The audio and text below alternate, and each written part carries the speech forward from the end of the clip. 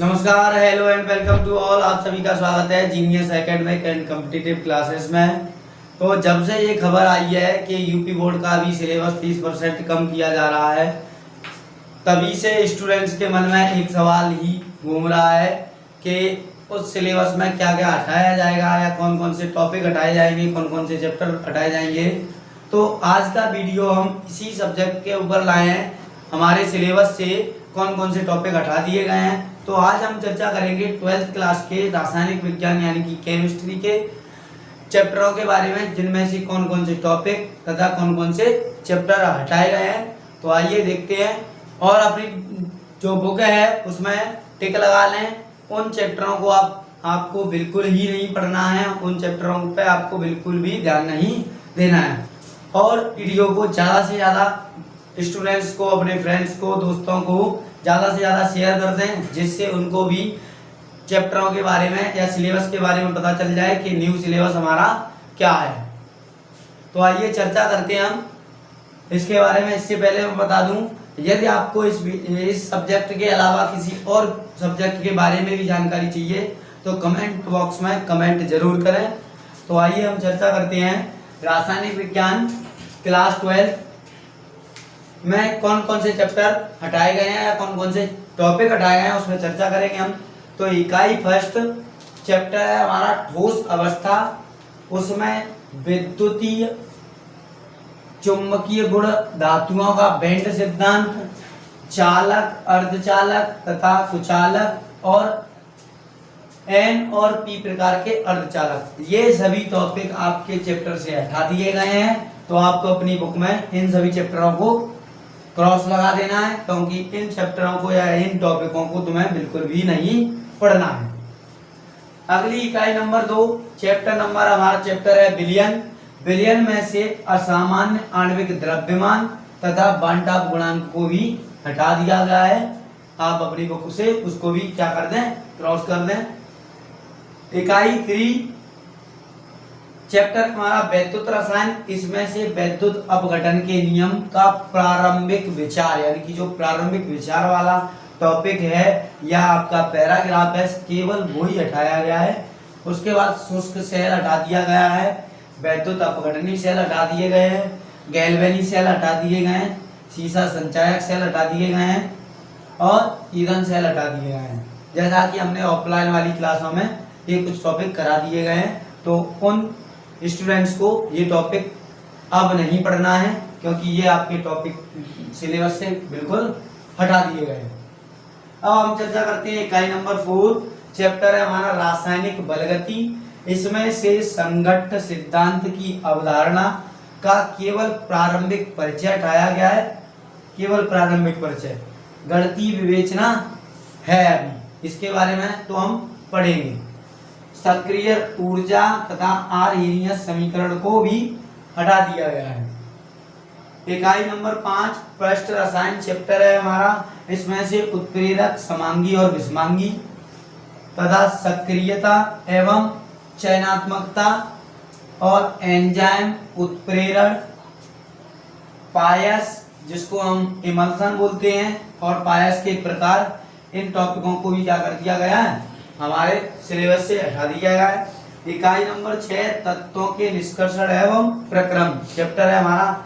ये आपका पूरा का पूरा चैप्टर हटा दिया गया है। जैसे इस चैप्टर में हमने तत्वों का निष्कर्षण कैसे किया जाता था, भट्टियां वगैरह होती थी उसमें, जैसे बात्या भट्टी, परावर्तनी भट्टी, बेसिमल परिवर्तक, मफल भट्टी, ये सब पूरा संपूर्ण जो पार्ट है वही पूरा आपके सिलेबस से हटा दिया गया है।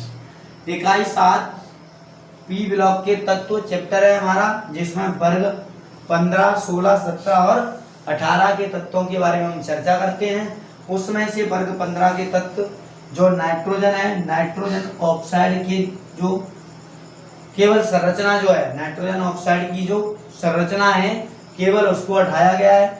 फास्फोरस के अपर रूप हटा दिए गए हैं, फास्फोरस के यौगिक हटा दिए गए हैं, फॉस्फीन हटा दिया गई है, फॉस्फीन गैस जो थी वो हटा दी गई है।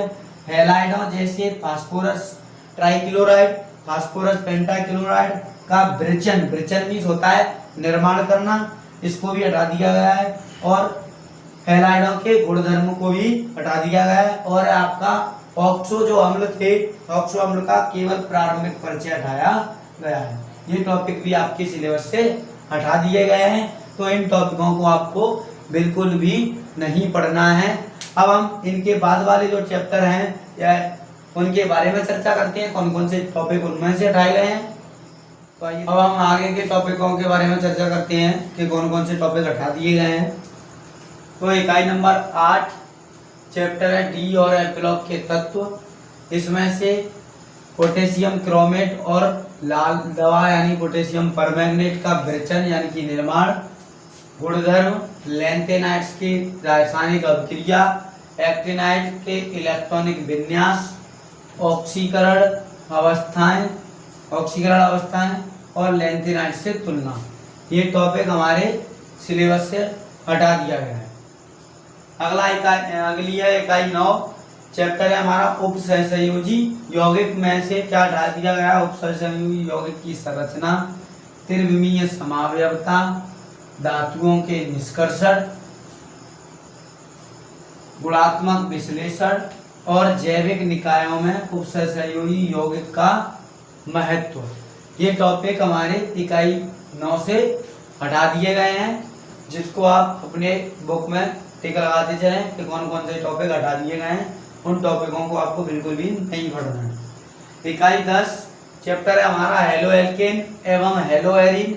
इसमें से डाइक्लोरोमेथेन, ट्राइक्लोरोमेथेन और टेट्राक्लोरोमेथेन, आइडोफॉर्म, फ्रियोन और डीडीटी के उपयोग और पर्यावरण पर प्रभाव।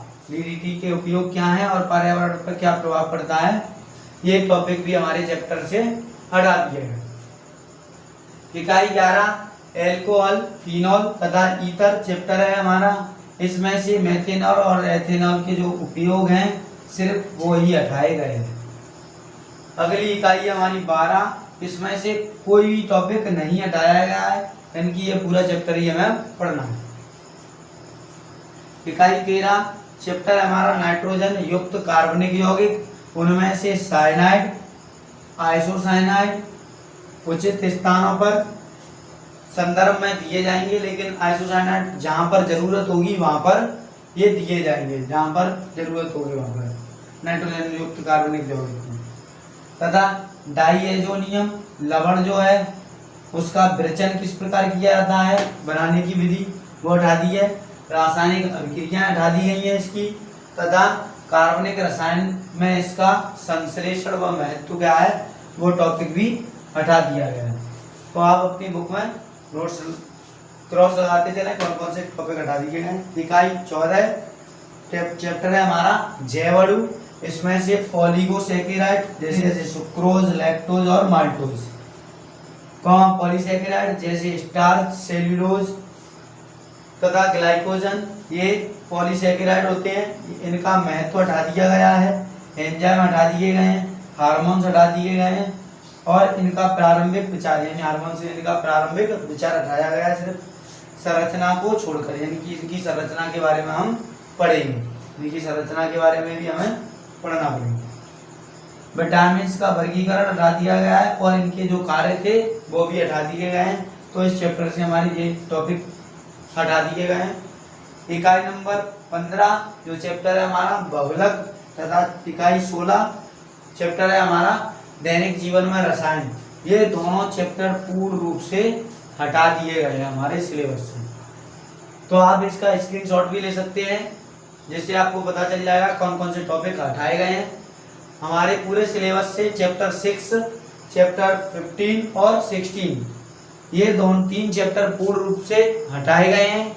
चैप्टर 12 में से कुछ भी नहीं हटाया गया है और बाकी जिस चैप्टर से जो हटाया गया है उसके बारे में हमने डिटेल में चर्चा कर ली है। यदि आपको इसके अलावा किसी और अन्य सब्जेक्ट के बारे में जानना है कि उनमें से कौन कौन से टॉपिक हटाए गए हैं तो कमेंट बॉक्स में ज़रूर लिखें और इस वीडियो को अपने फ्रेंड्सों को, दोस्तों को ज़्यादा से ज़्यादा शेयर कर दें, जिससे उनको सिलेबस के बारे में पता चल जाए कि न्यू सिलेबस में हमें पढ़ना क्या है और क्या नहीं पढ़ना है। Thanks for watching.